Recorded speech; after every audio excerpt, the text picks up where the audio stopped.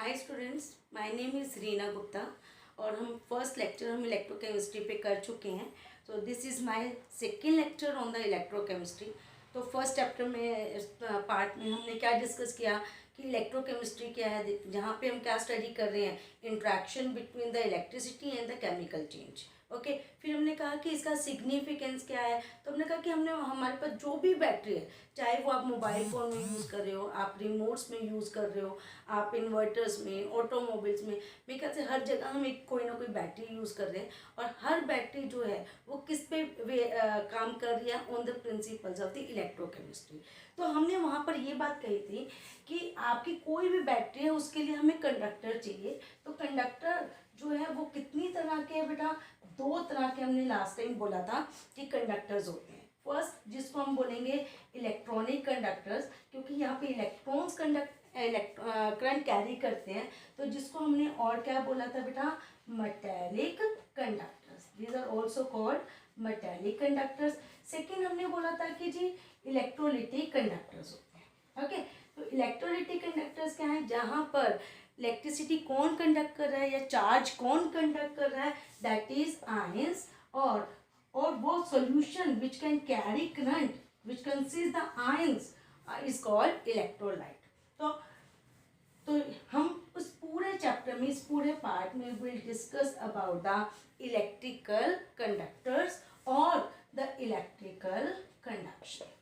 ठीक है, electrical conduction. So our next topic is electrical conduction और you can say electrical conductance. Okay, तो suppose हम यहाँ पर एक सेल बना लेते हैं और हमने एक कंटेनर लिया, उस कंटेनर के अंदर हमने इलेक्ट्रोलाइट क्या कर दिया, फिल कर दिया, और उसमें हमने 2 इलेक्ट्रोड्स डाल दिए बेटा।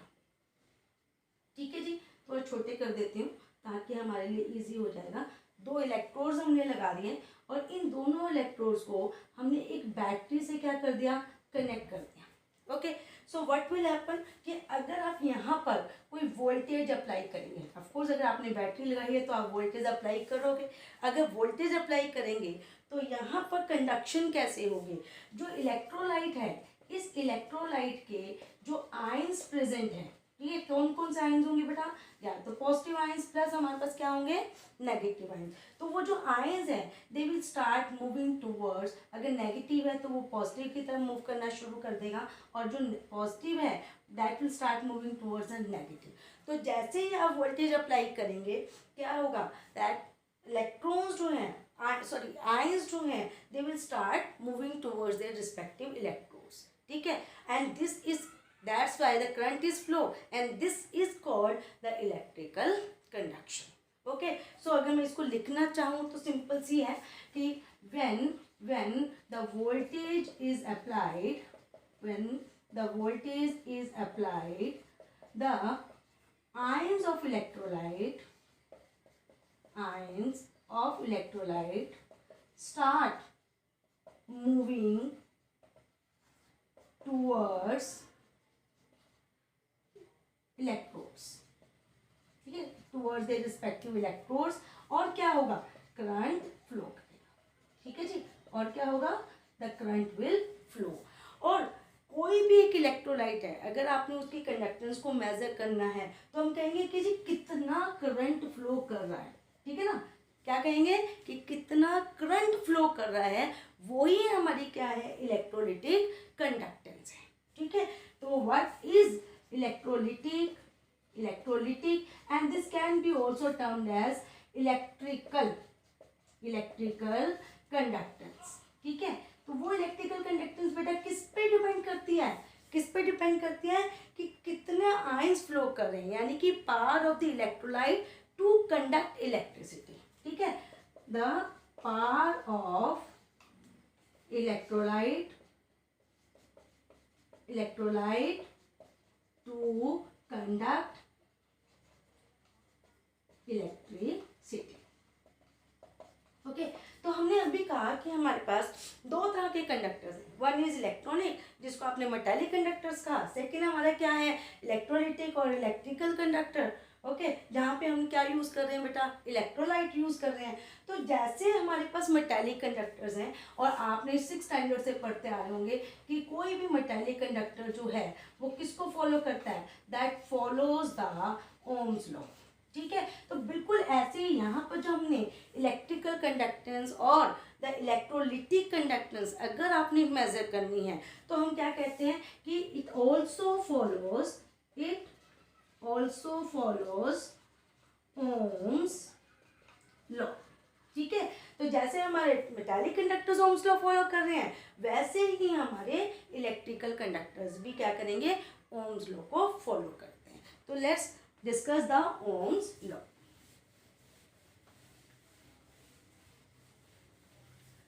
तो ओम्स लॉ क्या कहता है, ओम्स लॉ के अकॉर्डिंग अगर हम देखें तो ओम्स लॉ कहता है कि voltage is directly proportional to current.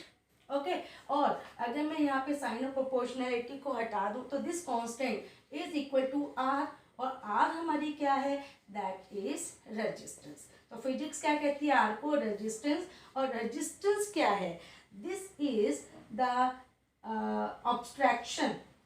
abstraction offered by the conductor। ठीक है, तो मान लीजिए कि हमारे पास कोई भी एक कंडक्टर है, मैंने एक मेटल रॉड ले ली, ठीक है, इलेक्ट्रॉन्स मूव कर रहे हैं, तो इसका मतलब यहाँ पर क्या हो रही है, कंडक्टेंस हो रही है। ठीक है, और व्हाट इज रेजिस्टेंस, कि इन इलेक्ट्रॉन्स के मूवमेंट को जो रोक रहा है, ठीक है, कितना ऑब्स्ट्रक्शन जो है that is offered by the conductor towards the flow of electron, उसको हमने क्या बोला बेटा जी, रेजिस्टेंस। ठीक है, तो सेम इज हियर, अगर आप यहाँ पे इलेक्ट्रोलिटिक कंडक्टर लोगे तो यहाँ भी जब आयंस मूव करेंगे towards their respective electrodes, okay, तो यहाँ भी कुछ ना कुछ रेजिस्टेंस क्या होगी, ऑफर होगी, which will be represented by again R. Okay, और अगर हम यहाँ पे आर लेते हैं, आर रेजिस्टेंस के अगर हम देखें तो हमने कहा कि इसके यूनिट्स क्या है बेटा जी, ओम। ठीक है, और रेजिस्टेंस किस पर डिपेंड करती है, किसी एक मेटालिक कंडक्टर की हम बात करें तो रेजिस्टेंस किस पर डिपेंड करती है, हम कहते हैं कि resistance is directly proportional to length and inversely proportional to area. यानी कि अगर आप कोई एक वायर लेते हो, ठीक है, तो वायर जितनी लंबी वायर होगी उतना रेजिस्टेंस क्या हो जाएगी, इंक्रीज हो जाएगी, और जितना एरिया ऑफ क्रॉस सेक्शन अगर इंक्रीज होगा उतनी रेजिस्टेंस क्या हो जाएगी, डिक्रीज हो जाएगी। ठीक है, तो जैसे हमने मेटालिक कंडक्टर में कहा कि रेजिस्टेंस किस पे डिपेंड करती है, that depends upon the two factors, one is the length, second is the area, it is directly proportional to length and inversely proportional to area. Okay, और अगर मैं यहाँ पे साइन ऑफ प्रोपोर्शनैलिटी को हटा दूं तो that can be written as rho l by a. ठीक है, so this constant of proportionality is called rho. ठीक है, इसको रो बोलते हैं। ठीक है, represented by rho, and this can also be termed as specific resistance. ठीक है, इसको आप और क्या बोलते हो, स्पेसिफिक रेजिस्टेंस, और you may term it as resistivity. क्या बोलेंगे, रजिस्टिविटी। ठीक है, तो अगर मैं रजिस्टिविटी को डिफाइन करना चाहूँ तो रजिस्टिविटी किसके बराबर होगी, this is equal to rho is equal to R A upon L. ठीक है, आर ए अपॉन एल। तो अगर हम देखें तो यहाँ पे आप स्पेसिफिक रेजिस्टेंस भी बोल सकते हो, आप रजिस्टिविटी भी बोल सकते हो, लेकिन अगर हम देखें तो यहाँ पर IUPAC कहती है कि स्पेसिफिक रेजिस्टेंस, इस वर्ड को आप ज़्यादा प्रेफर करेंगे। तो नंबर ऑफ बुक्स हैं, आप फॉलो करेंगे, कहीं वर्ड रजिस्टिविटी आएगा, कहीं स्पेसिफिक रेजिस्टेंस आएगा, but it is better according to IUPAC कि हम रजिस्टिविटी वर्ड ना यूज़ करके क्या यूज़ करें, स्पेसिफिक रेजिस्टेंस। तो यहाँ ये जो स्पेसिफिक रेजिस्टेंस है, ठीक है, तो ये स्पेसिफिक रेजिस्टेंस को अगर मैं डिफाइन करना चाहूँ तो व्हाट इज स्पेसिफिक रेजिस्टेंस, तो मान लीजिए कि जो मेरा एरिया है वो एरिया कितना हो गया, 1 सेंटीमीटर क्यूब। ठीक है, लेंथ हम कितनी ले रहे हैं, सपोज 1 सेंटीमीटर, तो मैं ये वैल्यूज पुट कर देती हूँ। तो रो किसके बराबर होगी, आर 1 स्क्वायर बाय 1, तो rho is equal to r. So how we can define the rho, rho को आप कैसे डिफाइन करोगे? I think it is simply the resistance, ठीक है, simply the resistance by the conductor whose length is 1 centimeter and area of cross section is 1 centimeter square. ठीक है जी. सो ये हो गया हमारी रेजिस्टेंस और ये हमारी क्या हो गई? Specific resistance. चलिए अब हम बात करते हैं, ये अभी तक हमने जितनी बात की है दैट इज हम मेटेलिक कंडक्टर्स की फॉर्म में बात की है. ठीक है, तो अब हम बात करते हैं बेटा जी इलेक्ट्रोलिटिक कंडक्टर की फॉर्म में. ठीक है, तो एक इलेक्ट्रोलिटिक कंडक्टर की बात करें तो वहाँ पर तो आप इस तरह की कोई रॉड या कोई वायर आप नहीं बना सकते. तो हमारा इलेक्ट्रोलिटिक कंडक्टर किस तरह का है? लाइक दिस, कि आपने कोई एक जो है वेसल ले लिया, कंटेनर ले लिया और उस कंटेनर के अंदर आपने क्या फिल कर लिया? एक इलेक्ट्रोलाइट. ठीक है, और उसके अंदर आपने क्या डाल दिया बेटा? 2 इलेक्ट्रोड्स. ठीक है, और आपने यहाँ पर वोल्टेज अप्लाई की और करंट जो आयंस है दे स्टार्ट मूविंग. ओके, तो यहाँ पर अगर आपने रेजिस्टेंस निकालनी है तो how we can find out the resistance, यानी कि यहाँ पर आपका लेंथ क्या है और यहाँ पर आपका एरिया क्या है. यहाँ पर लेंथ क्या है कि आपका जो आयन है वो कहाँ से कहाँ मूव कर रहा है बेटा? इस इलेक्ट्रोड से लेकर इस इलेक्ट्रोड तक. तो आपकी जो लेंथ है वो किसके बराबर होगी? That is a distance between 2 electrodes.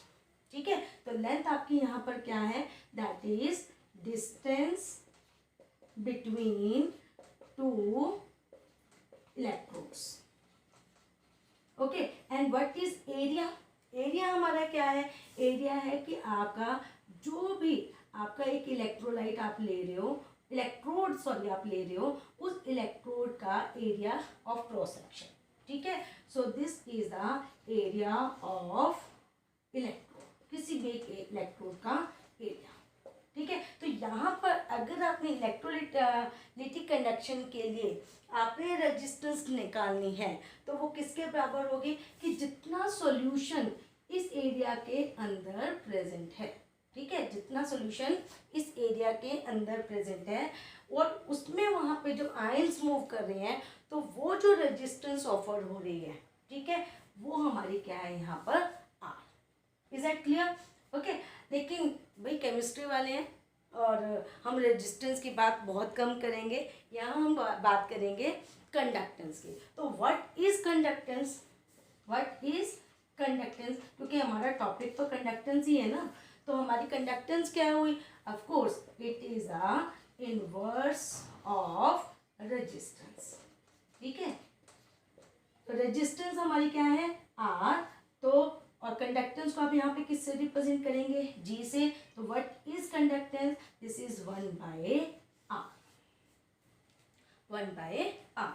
So what will be the units? 1/ohm. It means what are the units? That is the ohm inverse. ठीक है, कई बुक्स इसको महो भी लिखती हैं कि आपने उल्टा करके लिख दिया. और अगर हम देखें तो हमने एक और यूनिट यूज करते हैं, that is a sign. Okay, अब अगर हम बात करते हैं कि हमें स्पेसिफिक रेजिस्टेंस हमने निकाली थी, तो अगर मुझे यहाँ पे स्पेसिफिक कंडक्टेंस मेजर करनी है, क्या मेजर करनी है? Specific conductance. तो डेफिनेटली जैसे आपकी conductance was the inverse of the resistance, बिल्कुल वैसे ही specific resistance is also the inverse of the specific resistance. ठीक है, so what is specific conductance? It is the inverse of specific resistance. Fine. और इसको हम किससे रिप्रेजेंट करेंगे? This is represented by kappa. इसको आप क्या बोलोगे बेटा? कापा. ओके, आप के नहीं लिखिएगा. के अगर आप देखें तो ऐसे ही लिखते हैं. तो थोड़ा सा साइन को डिफ्रेंशिएट करने के लिए हमने इसको बस के की बजाय कैसे लिखना है? जस्ट आप यहाँ पे सी डाल दीजिए. ठीक है, तो ये हमारा क्या हो गया? Kappa. And this is called the specific conductance. And as जिसे आप यहाँ पे इसको रेजिस्टिविटी बोल सकते हो, तो it can also be termed as conductivity. ठीक है, इसको हम क्या बोलेंगे बेटा? Conductivity. And what is specific conductance और conductivity, it is the inverse of specific resistance. ठीक है, चलिए स्पेसिफिक रेजिस्टेंस को निकालने की कोशिश करते हैं। तो हमारी स्पेसिफिक रेजिस्टेंस किसके बराबर, कंडक्टेंस सॉरी, स्पेसिफिक कंडक्टेंस किसके बराबर होगी बेटा, दिस इज इक्वल टू 1/रो। और हमने अभी यहाँ पर देखा रो किसके बराबर है, this is equal to RA/L। ठीक है, तो हम कंडक्टेंस कैसे निकाल सकते हैं, specific conductance, this is equal to 1/R into L/A। Okay, और मैंने पहले ही आपको बताया कि L हमारे यहाँ पर क्या है, that is a distance between two electrodes. और हमारा एरिया क्या है, this is the area of cross section, जो आपका इलेक्ट्रोड का एरिया होगा। ठीक है, जो आपका हेल्प कर रहा है इलेक्ट्रॉन की मूवमेंट में हेल्प कर रहा है। Is that clear? ठीक है, तो यहाँ पर इस हर बार अगर हम देखें तो इसको मेज़र करना थोड़ा डिफ़िकल्ट हो जाता है, लेकिन आज की डेट में हम क्या करते हैं कि इनके जो साइजेस हैं हम इस तरह से डिजिटल हमारे पास आते हैं, तो हम इस तरह से एक इलेक्ट्रोड, डिजिटल इलेक्ट्रोड इस तरह के बने हुए आते हैं, जहाँ पर जो एरिया है वो भी फिक्स है बेटा। ठीक है, दो इलेक्ट्रोड्स का, और उनके बीच में जो डिस्टेंस है वो भी फिक्स है। ठीक है, और यहाँ पर से हम दो वायर्स निकाल देते हैं, जिसको आप किसी भी कंडक्टोमीटर से डायरेक्टली कनेक्ट कर सकते हो। एंड जो ये पार्ट है that should B dipped into the electrolyte. ठीक है, तो यहाँ पे अगर मैं स्पेसिफिक कंडक्टेंस की बात करूँ तो what is specific resistance, how we can define. ठीक है, तो यहाँ पर आप देखिए तो 1/R को मैं यहाँ क्या लिख सकती हूँ, 1/R is equal to conductance, तो kappa is can be termed as G into L/A। And हमने यहाँ पर सपोज लेंथ कितनी ले ली, दो इलेक्ट्रोड्स के बीच में डिस्टेंस कितना लिया हमने, दैट इज 1 सेंटीमीटर। और एरिया में किसी भी एक इलेक्ट्रोड का कितना ले लेती हूँ, सपोज 1 सेंटीमीटर स्क्वायर। ठीक है, तो आप अगर कैपा कहें तो कैपा है क्या, this is equal to conductance, जब हमारे जो length between the two electrodes कितनी है 1 सेंटीमीटर, और एरिया कितना है 1 centimetre square. So how we can define the specific conductance, it is the conductance offered by a solution where the distance between two electrodes is 1 centimeter, electrodes is 1 centimeter, and area of cross section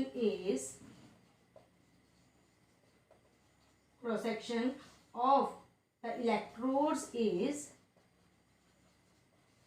1 centimetre square. ठीक है जी, समझ में आ गया, fine.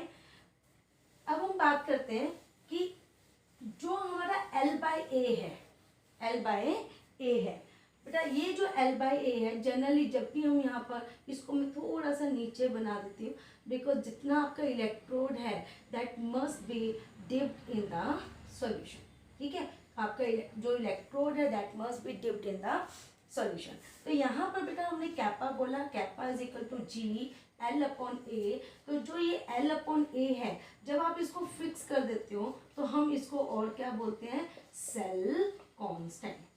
ठीक है, तो इसको हम और क्या बोलेंगे, सेल कांस्टेंट। तो kappa can be written as G यानी कि conductance into cell constant. Okay, या फिर अगर आप चाहें तो इसको और कैसे लिख सकते हैं, that is 1/R into cell constant. Fine. So now अगर हम बात करते हैं बेटा यूनिट्स की, what are the units of the kappa और द स्पेसिफिक कंडक्टेंस। ओके, तो kappa is equal to C लिख दीजिए, G लिख दीजिए इंटू L/A। तो कंडक्टेंस के यूनिट्स क्या है बेटा जी, ओम। ठीक है, हम लेंथ कितनी ले रहे हैं, दैट इज 1 सेंटीमीटर्स में, एरिया आप किस में ले रहे हो, दैट इज सेंटीमीटर स्क्वायर। तो हमारे पास कंडक्टेंस ओम इनवर्स है बेटा, ठीक है। तो हमारे पास यूनिट्स क्या आ जाएंगे, ओम इनवर्स और सेंटीमीटर इनवर्स, ठीक है। और ओम इनवर्स को आप और क्या लिख सकते हो बेटा, साइमन। तो what will be the units, siemens per centimetre, these are the units of the specific resistance. हाँ, अगर आप बेटा एसआई यूनिट लेते हो तो जो हम लेंथ और एरिया लेते हैं that should be in metres. तो यहाँ पर हमारे यूनिट क्या हो जाएंगे, ओम इनवर्स, मीटर इनवर्स, ठीक है। बट जनरली हमारे पास जो सेल जब भी आप बनाओगे तो उसका जो डिस्टेंस है वो मीटर्स में, या एरिया इलेक्ट्रोड का मीटर्स में पॉसिबल नहीं है, तो हम यूनिट्स क्या यूज़ करेंगे, इधर सीमन पर सेंटीमीटर और ohm inverse centimetre inverse. Okay जी, चलिए नाउ नेक्स्ट हमारे पास आ जाता है that is effect of concentration on the specific conductance, effect of concentration on the specific conductance। तो ये हमारा बेटा टॉपिक है, ओके। तो आपकी स्पेसिफिक कंडक्टेंस हमने क्या बोले, this is equal to that is G into L upon A, okay. मान लीजिए कि मैंने यहाँ पर क्या किया, एक मोल जो है HCl ले लिया, और सेकंड जो मैंने इलेक्ट्रोलाइट लिया उसमें मैंने जो इलेक्ट्रोलाइट लिया है वो 2 मोलर HCl सोल्यूशन लिया। तो आप मुझे बताएंगे कि किसमें नंबर ऑफ आयंस ज़्यादा होंगे, ठीक है। तो ऑफ कोर्स इसमें नंबर ऑफ आयंस क्या होंगे बेटा जी, ज़्यादा होंगे, ठीक है। यहाँ पर कितने मोल्स आयन होंगे, यहाँ पे 2 मोल्स आयंस होंगे, ठीक है, क्योंकि एक मोल HCl का, H आयंस का, और एक मोल हमारे पास क्या होंगे, क्लोराइड। जबकि अगर आप 2 मोलर सोल्यूशन लेते हो तो हमारे पास 4 मोल आयंस होंगे, ठीक है। दैट इज 2 मोल्स हमारे पास क्या होंगे, H आयंस, एंड 2 मोल्स हमारे पास क्या होंगे, क्लोराइड आयंस। तो ऑफ कोर्स यहाँ पर नंबर ऑफ आयंस क्या है, इंक्रीज, ठीक है। यहाँ पे नंबर ऑफ आयंस क्या है, मोर, ओके। और अगर नंबर ऑफ आयंस मोर है, ज़्यादा है, इट मीन्स ये चार्ज भी ज़्यादा मूव कर कैरी करेगा, और अगर इसकी चार्ज कैरिंग कैपेसिटी ज़्यादा हो जाएगी, ठीक है, इसकी चार्ज कैरिंग कैपेसिटी क्या हो जाएगी, इंक्रीज हो जाएगी, यानी कि ये ज़्यादा चार्ज कंडक्ट करेगा, ज़्यादा चार्ज कंडक्ट करेगा तो ऑफकोर्स यहाँ पर कंडक्टेंस भी इंक्रीज हो जाएगी, ठीक है। तो याद रखिएगा कि जो हमारा कैपा है that depends upon the number of ions present in the solution, ठीक है। and more is the number of ions, more will be the conductance, fine, ठीक है। जितने ज़्यादा आयंस होंगे ऑफकोर्स वो उतना ही चार्ज कैरी करके लेके जाएंगे, चार्ज कैरी ज़्यादा होगा तो कंडक्टेंस भी ज़्यादा होगी। तो हमारी कैपा किस पे डिपेंड कर रही है, number of ions present in the solution. अब नेक्स्ट आता है कि कितने सॉल्यूशन में। तो आपने अभी तो बोला कि मान लीजिए कि यहाँ पर आप लेंथ लेते हो, 2 इलेक्ट्रोड्स के बीच में डिस्टेंस कितना लेते हो, 1 सेंटीमीटर, ठीक है। एरिया कितना लेते हो, 1 सेंटीमीटर स्क्वायर। तो इट मीन्स कि इस सॉल्यूशन की बात करें ना, कितना सॉल्यूशन हो गया, तो वॉल्यूम कितना हो गया, यहाँ पर वॉल्यूम हो गया बेटा 1 सेंटीमीटर क्यूब, और 1 सेंटीमीटर क्यूब का आप और क्या लिख सकते हो, 1 ml। तो कैपा किस पे डिपेंड कर रहा है, kappa that depends upon the number of ions present in the solution, but how much solution, that is the 1 ml और 1 सेंटीमीटर क्यूब, ठीक है। तो जितना हमारे पास, और आप ये कह सकते हो इन द यूनिट वॉल्यूम, ठीक है। तो यानी कि आप एक स्पेसिफिक जो है वॉल्यूम की बात कर रहे हो, उस वॉल्यूम के अंदर जितने आयंस प्रेजेंट है that will be the specific conductance of the solution. Fine, clear हो गया। सो आज का टॉपिक यहीं तक है, next will discuss in the next session. Thank you.